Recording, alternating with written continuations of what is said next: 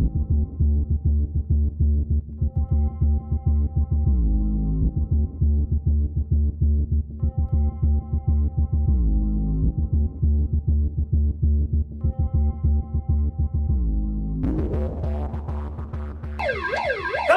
welcome to Top Rope Rowdy, episode 46. 46.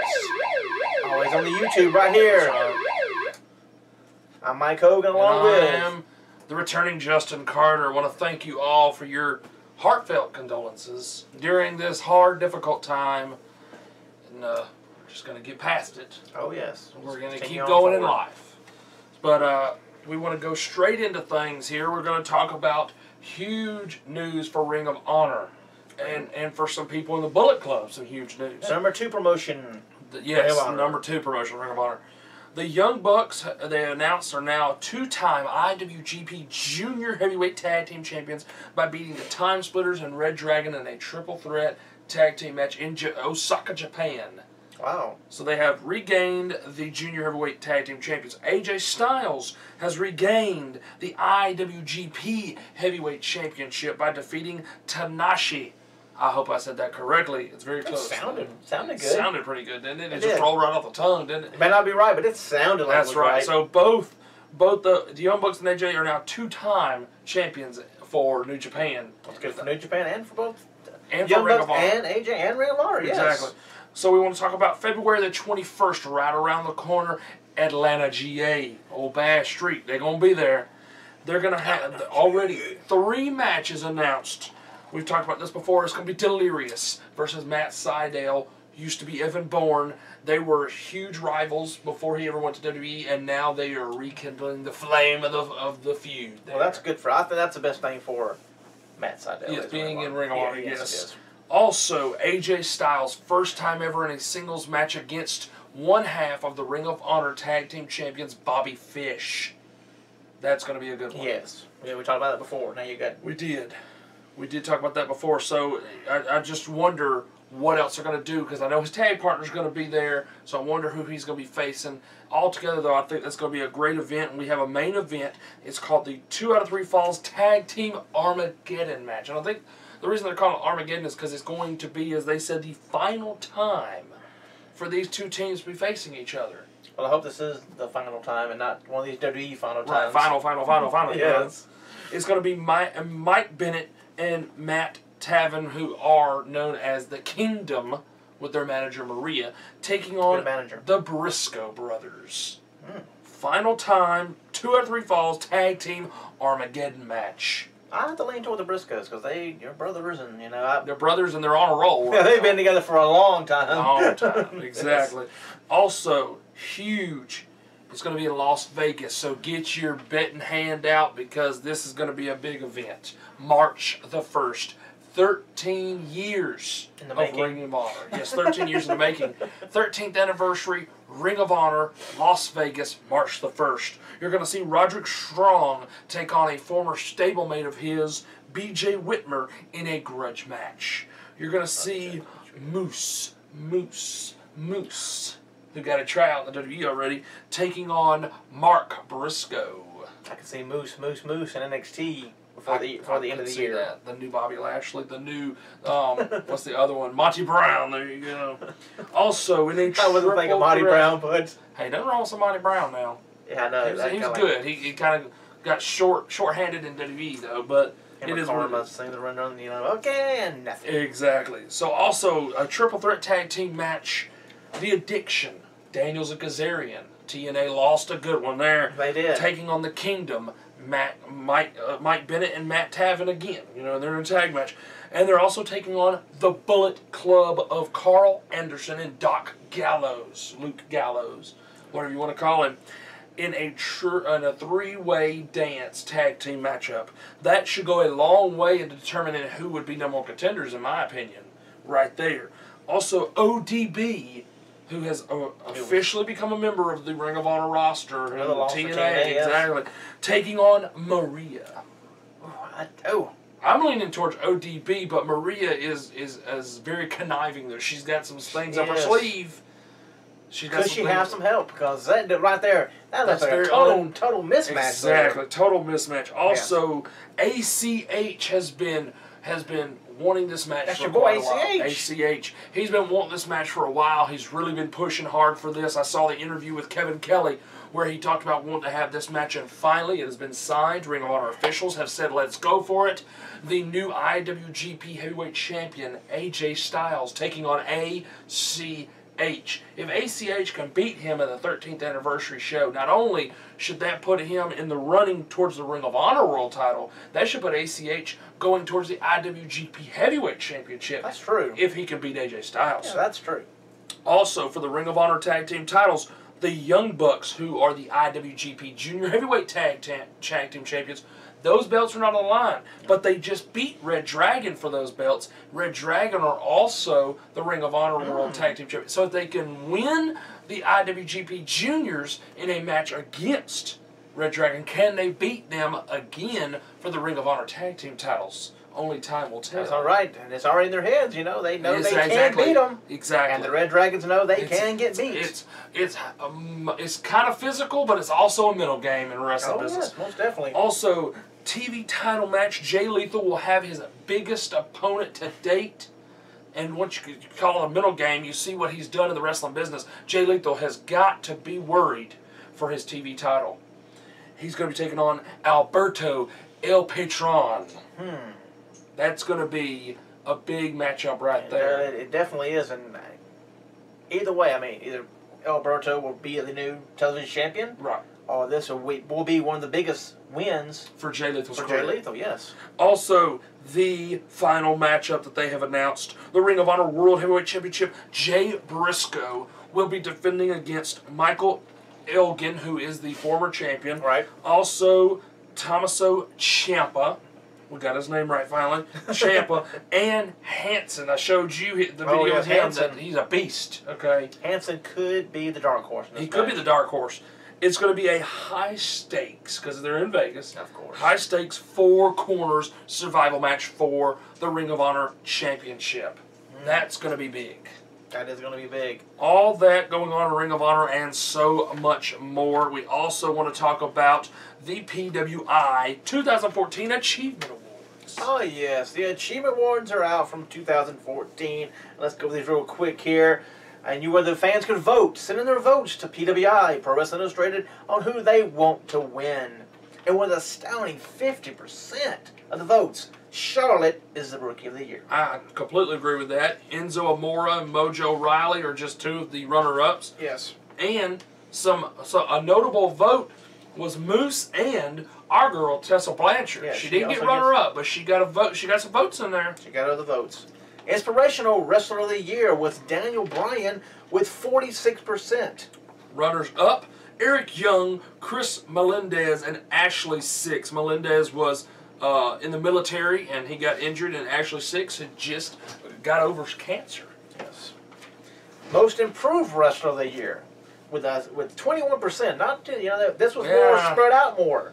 Was Rusev with 21%. And I really wouldn't put him there because, I mean, you remember when we looked over all the bad matches of those pay-per-views? Yes. He was in almost every one of them. Well, look who come in second with 17%. I agree. I think second should have been up there. EC3 should have been up there. Luke Harper even. Yes. And then Eric Young. Here. I mean, 21% is what he got to win.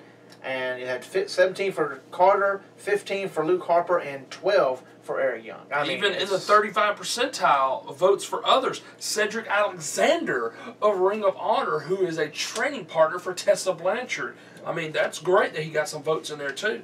I mean, I don't really agree with Rusev being the #1 pick. I think EC3 should have got it because he has been so much better in TNA than he was in WWE. Oh, most definitely. The Comeback of the Year. With 39% of the votes, Sting.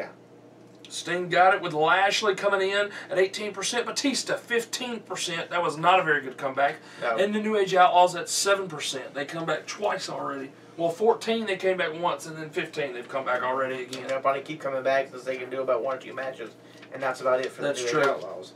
The Woman of the Year with 32%, AJ Lee. Very good. And Paige at 27%. That's close. That's Very close. Stephanie McMahon at 17%. Jessica Havoc at 13%. And some of the other votes at 11% were people like Gail Kim, Brie Bella, Dixie Carter, Charlotte, and cheerleader Melissa, and even Natalia. Yes. I can see Paige being the winner this year. Yes. The feud of the year was Seth Rollins versus Dean Ambrose with 32%. I agree. It was a great You feud. had Wyatt family versus The Shield at 20%, Cena and Lesnar at 17%, and Bully Ray and Dixie Carter at 11%. I agree with all those. Oh, yes, most definitely. Most popular wrestler of the year with 36%.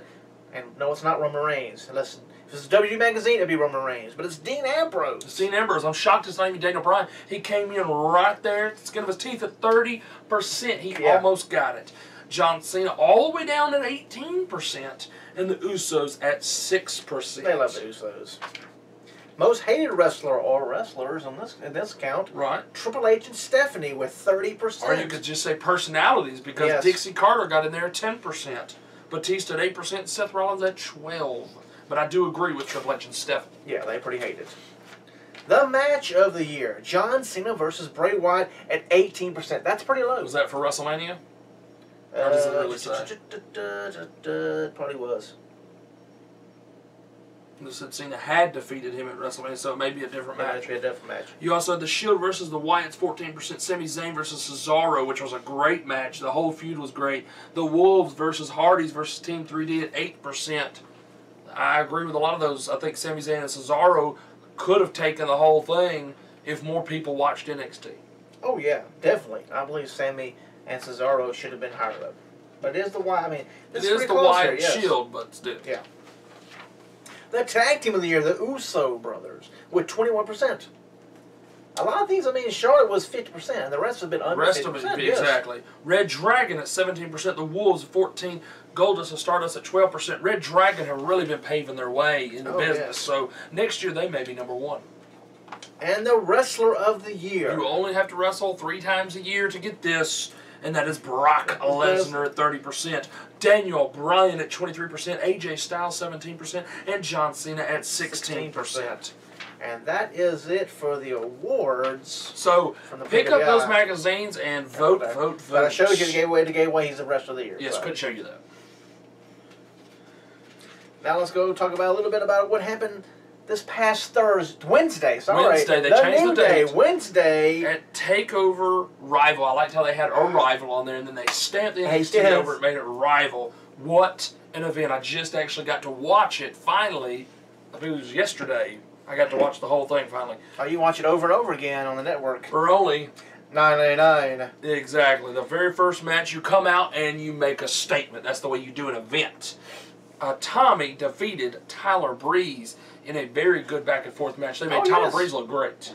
Yeah, I loved it, and they teased, and of course they teased the GTS again. Because Tommy, contrary to belief, Tommy is actually the creator of the GTS, and not CM Punk. And I'm surprised they don't just go ahead and do it. Yeah, let it out. Just call it something else. Probably. The second match was Baron Corbin defeating Bull Dempsey in a no disqualification match.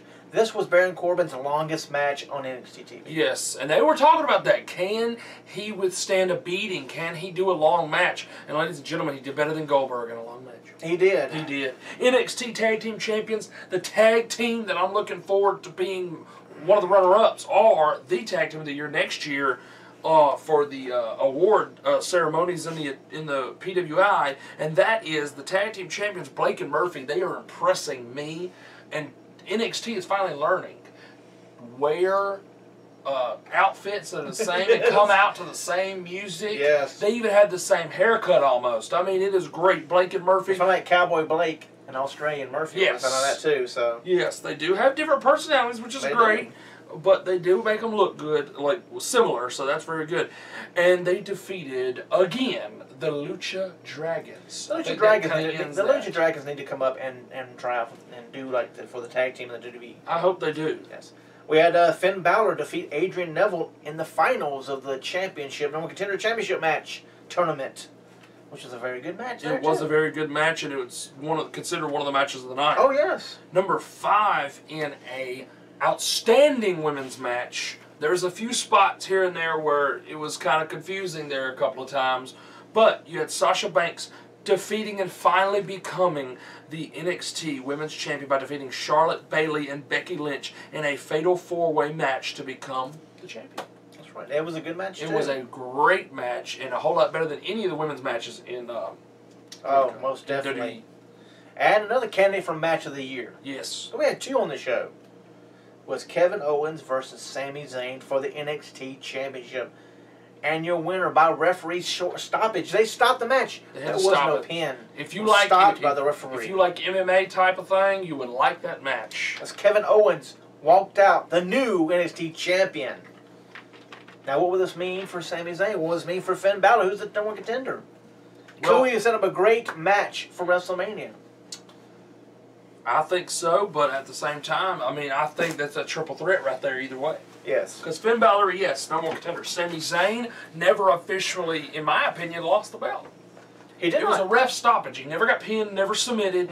In my opinion, he should be able to go on and have another title match. I do believe when he's healthy enough. And spoiler alert, though, he was not at the tapings. No, I think they did that so he could go on tour. He was on tour with WWE in Abu Dhabi. That's it. There you go. But because I think he has heritage there or something. Yes. But he's in Abu Dhabi, but it also helps because it makes the injury look good. Yeah. It helps Kevin Owens look good, and we'll be talking about some NXT stuff later on in the coming weeks because they did a great set of tapings. Oh yeah. I feel very good about Triple H taking over down there. I mean, that's his baby. He's doing great. He is doing great, and they've got some great trainers down there, and they've got some great writers down there, and Dusty Rhodes helping with the promos. I think it's really helping. I mean, it's phenomenal. You almost some people probably in the WWE would rather be in NXT than be in WWE. Oh, most definitely. All right, folks. So that's it for part one of the talking. Now we're going to go over to Justin here for a very special Carter's Corner. Yes, very rarely happens, but I have a topic to discuss, and I hope you enjoy it. And it is the return of Carter's Corner. All right, Justin, will you take it away for Carter's Corner? Thank you.